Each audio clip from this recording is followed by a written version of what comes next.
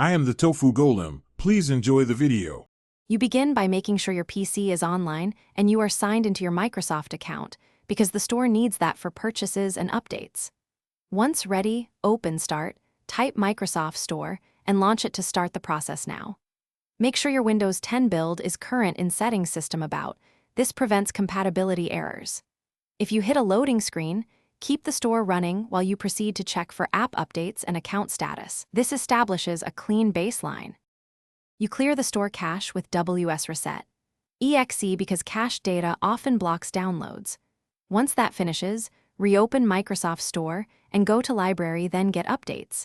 This forces pending app updates to queue.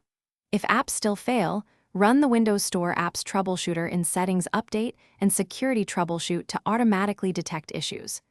Also make sure Windows Update has installed the latest cumulative updates. An outdated OS can prevent store components from updating properly, so install those and restart if prompted.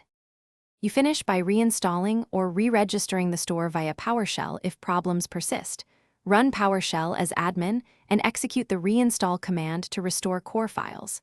Make sure Background Intelligent Transfer Service and Microsoft Store Services are running because they handle downloads.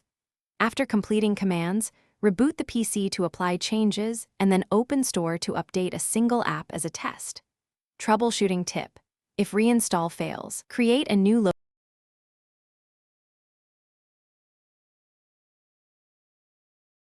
Thanks for watching. Consider subscribing if we helped you today.